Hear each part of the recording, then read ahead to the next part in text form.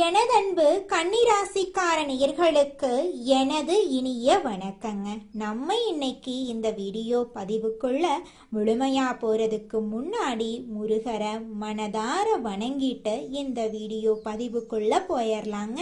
ஓ முருகா போற்றி, ஓ முருகா போற்றி, ஓ முருகா போற்றி, எனக்காக்கும் முருகனே போற்றி. நல்லதே நடக்கும், நல்லது மட்டும்தான் நடக்கும். கன்னிராசிக்காரர்களே, சாதாரணமாக தோன்றும் இந்த காலகட்டம் உங்க வாழ்க்கையில பெரிய திருப்பம் கொண்டு வரலாங்க. நீங்க நீண்ட நாட்களாக செய்த முயற்சிகள் இப்போ பலன் கொடுக்க ஆரம்பிக்குதுங்க. சின்ன வாய்ப்பு மாதிரி தெரியும் விஷயம் கூட பெரிய வெற்றிக்கான கதவா நிச்சயமா மாறுங்க. பணம், மரியாதை, முன்னேற்றம் மூன்றும் உங்களை நோக்கி நகர போகுதுங்க.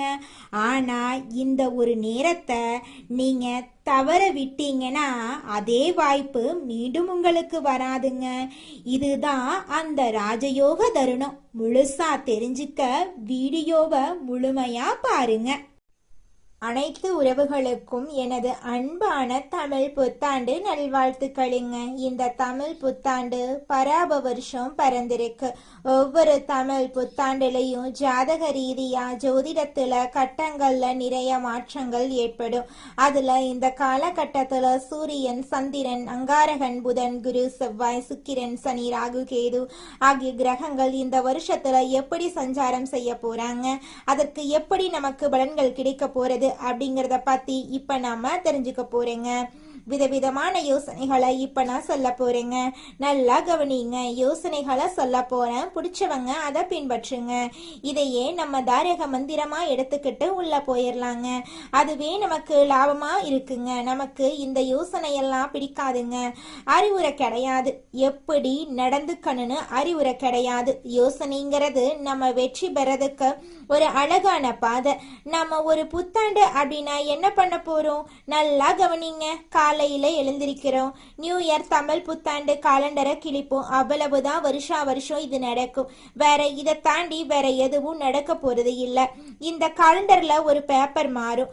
புத்தாண்டு பறந்துருச்சு, எல்லாம் சந்தோஷம். அப்படி திரும்பி பாருங்க, நம்ம வீட்டுல நேத்து ராத்திரி யாரெல்லாம் கோபமா இருந்தாங்களோ அவங்கெல்லாம் அதே கோபத்தோட தான் இருப்பாங்க.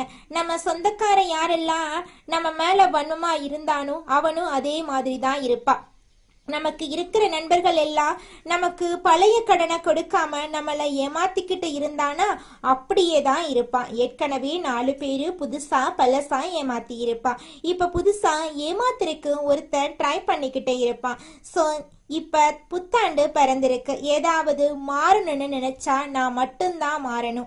நான் நாளையில இருந்து நல்லவனா இருக்கணும்னு நானா நினைக்கிறேன்.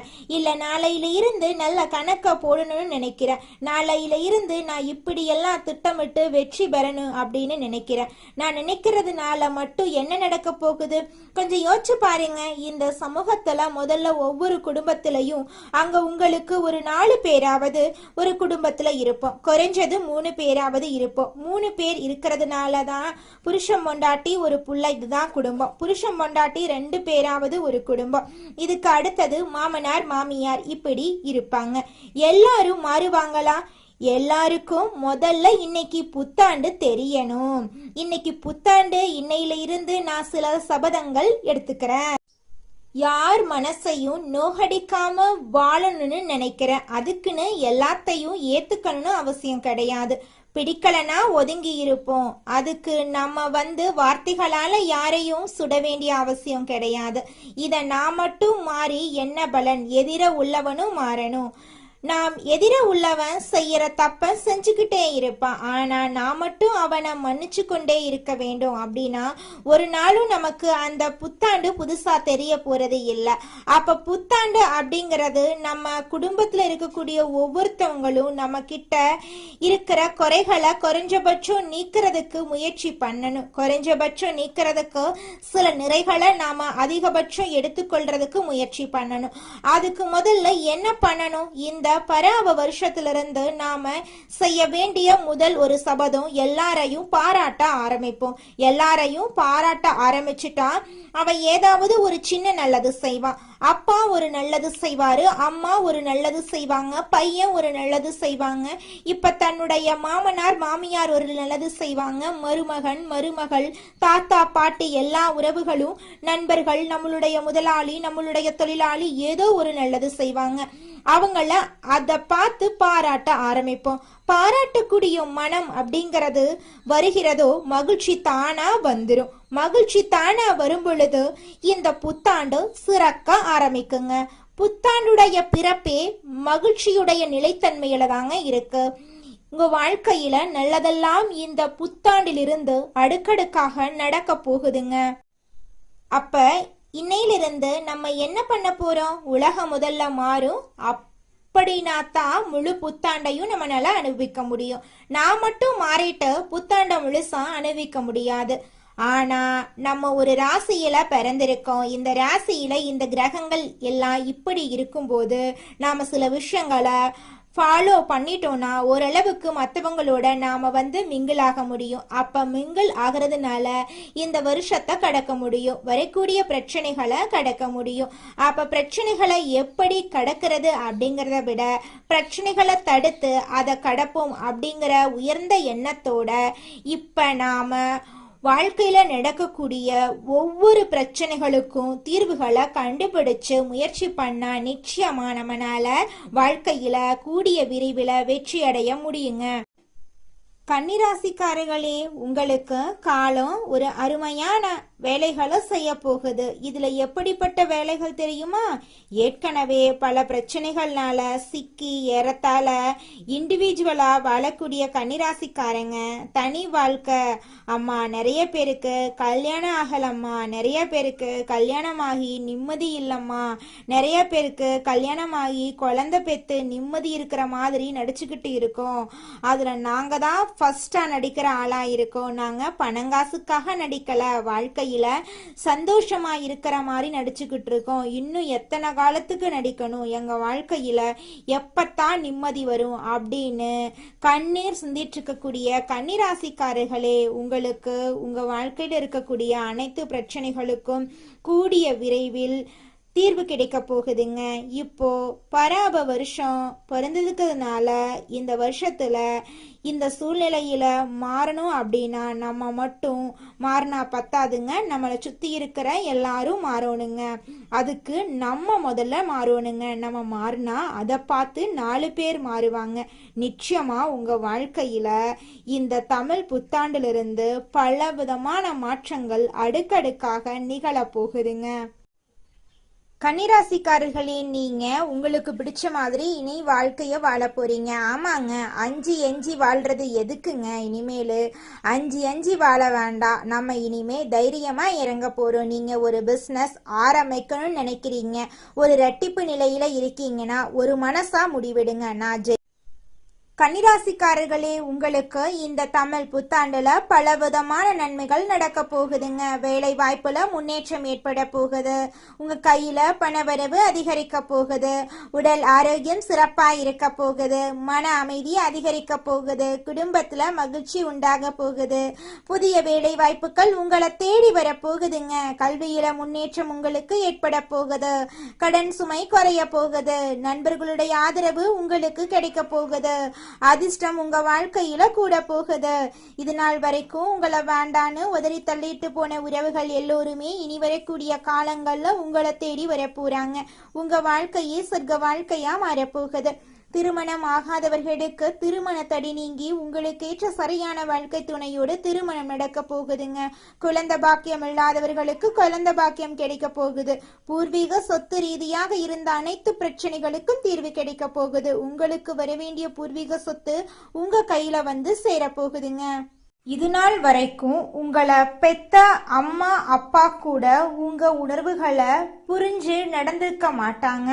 ஆனா இனி வரக்கூடிய காலங்கள்ல உங்களோட அப்பா அம்மா உங்களை மாதிரி ஒரு பையனை பெத்ததுக்கு என்ன புண்ணியம் பண்ணனே தெரியல அப்படின்னு சொல்லுவாங்க. அந்த அளவுக்கு உங்க வாழ்க்கையில பல விதமான நன்மைகள் நடக்க போகுதுங்க. ஏங்கம்மா நீங்க வேற நல்லது நடக்குன்னு சொல்லி காமெடி பண்றீங்க? எங்க வாழ்க்கையில எங்கம்மா நல்லது நடக்குது?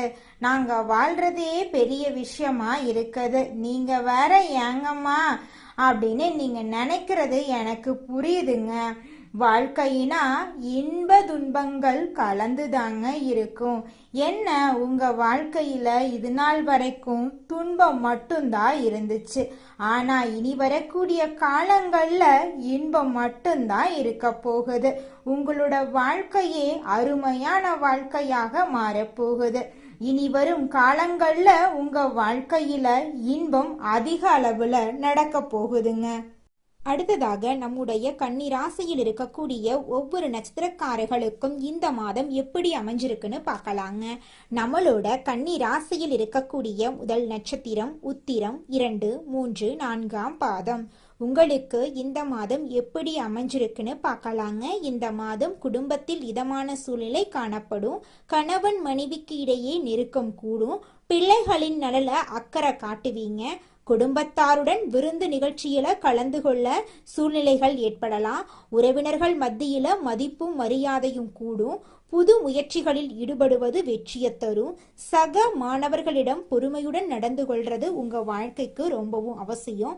உங்களோட வாழ்க்கையில நல்லது தாங்க நடக்கும், கெட்டதுங்கிற பேச்சுக்கு துளி கூட இடம் கிடையாதுங்க. படிச்சு முடிச்சுட்டு வேலை தேடிட்டு இருக்க இளைஞர்களுக்கு படிப்புக்கும் தகுதிக்கும் ஏற்றார் போல நல்ல சம்பளத்தோட நல்ல வேலை கிடைக்க போகுது. அடுத்ததாக நம்மளோட கன்னி ராசியில் இருக்கக்கூடிய நட்சத்திரம் அஸ்தம். உங்களுக்கு இந்த மாதம் எப்படி அமைஞ்சிருக்குன்னு பார்க்கலாங்க. இந்த மாதம் முன்கோபத்தை குறைத்து நிதானத்தை கடைபிடித்து வருவது உங்கள் வாழ்க்கைக்கு நல்லது. பணவரத்து திருப்தி தரும். மாணவர்கள் மிகவும் கவனத்தோட பாடங்களை படிக்கிறது கூடுதல் மதிப்பெண் பெற உதவும். எதையும் சமாளிக்கும் திறமை ஏற்படும். உழைத்து பயனடைய முயற்சி செய்யுங்க. கணவன் மனைவி இடையே அந்யூன்யம் அதிகரிக்கும். நண்பர்களிடம் அதிகம் உதவியை எதிர்பார்க்காம இருந்தது உங்க வாழ்க்கைக்கு ரொம்பவும் நல்லதுங்க. குடும்பத்துல சுபகாரியங்கள் நடக்க போகுது. குழந்தைகள் மூலமா உங்களுக்கு பேரும் புகழும் அதிகரிக்க போகுது. திருமண வயதில் இருப்பவர்களுக்கு திருமண தடை நீங்கி உங்களுக்கு பிடித்த சரியான வாழ்க்கை துணையோடு திருமணம் நடக்க போகுது.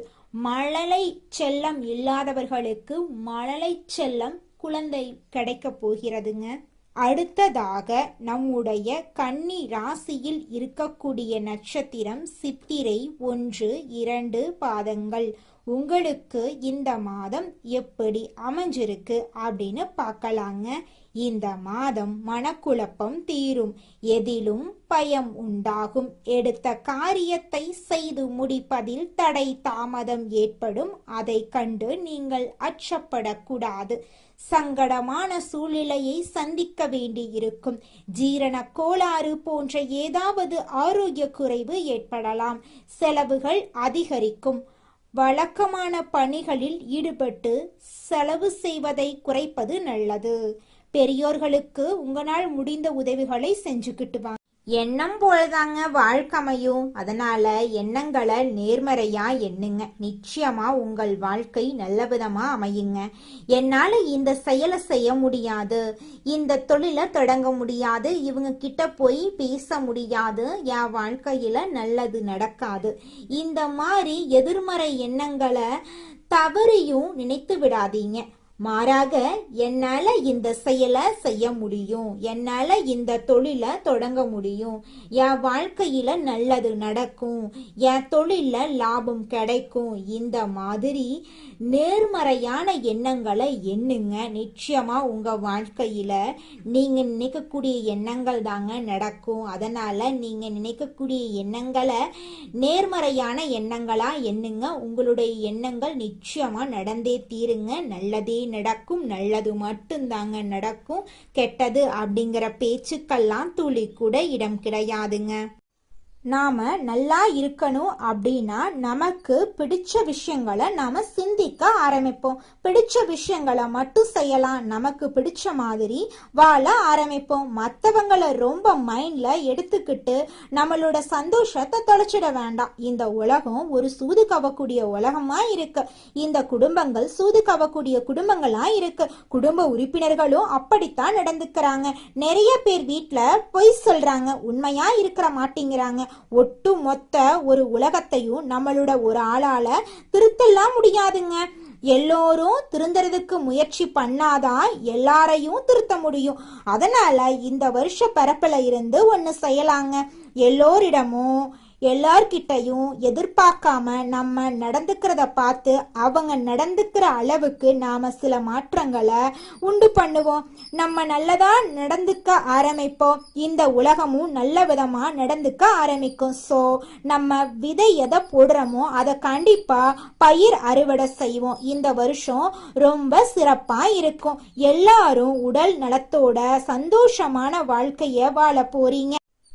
களையாத கல்வி, குறையாத வயது, கவடு வராத நட்பு, கன்றாத வளமை, குன்றாத இளமை, கழுவினி இல்லாத உடல், சடியாத மனம், அன்பகலாத கணவன் மனைவி உறவு, நண்பர்கள். ஏன்னா நான் கொஞ்சம் மாத்தித்தான் இந்த இடத்துல சொல்றேன். எல்லாமே இதுல வரணும்னா அன்பகலாத, தவறாத சந்தானம், தாழாத கீர்த்தி, மாறாத வார்த்தை, தடைகள் வராத கொடை, நம்ம கொடுக்கறத கூட இன்னொருத்தன் தடுத்து நிறுத்திடக்கூடாது.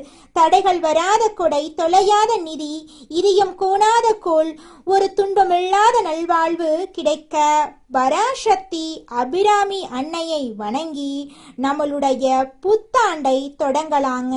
நிச்சயமாக நம்மளுக்கு இந்த புத்தாண்டுல நல்லது தாங்க நடக்கும். இந்த புத்தாண்டு சிறப்பாக இருக்கும். மன நம்பிக்கையும் மன தைரியமும் முதல்ல நம்ம விதைக்கலாம். எதுவும் நம்மளால் முடியும். நன்மையும் தீமையும் நம்மளாதான் வருது, நம்ம செயலாலதான் வருது, சொல்லாலதான் வருது. நல்லதே செய்வோம், நல்லதை செய்வோம், நல்லதே நடக்கும். உங்க வாழ்க்கையில மேலும் நல்லதெல்லாம் நடக்க நீங்க செய்யக்கூடிய பரிகாரம் என்னன்னு பார்த்தீங்கன்னா, உங்க வீட்டுக்கு பக்கத்துல இருக்கக்கூடிய கண்ணு தெரியாத குழந்தைங்களுக்கு உங்களால முடிஞ்ச உதவிகளை செஞ்சுக்கிட்டு வாங்க. உதவி செய்யணும் அப்படிங்கிறதுக்காக நீங்க லட்சக்கணக்கில் செலவு பண்ணணும் அப்படிங்கிற அவசியம் கிடையாது. உங்களால முடிஞ்ச அளவுக்கு ஒரு பேனா வாங்கித்தாங்க, ஒரு பென்சில் வாங்கித்தாங்க. இந்த உதவியை செய்யறதன் மூலமா உங்க வாழ்க்கையில நீங்க செஞ்ச பாவங்கள் எல்லாம் குறைய போகுது. உங்களுடைய வாழ்க்கையே சொர்க்க வாழ்க்கையா மாறிடுங்க. நல்லதே நடக்கும், நல்லது மட்டும்தான் நடக்கும். நன்றி, வணக்கம்.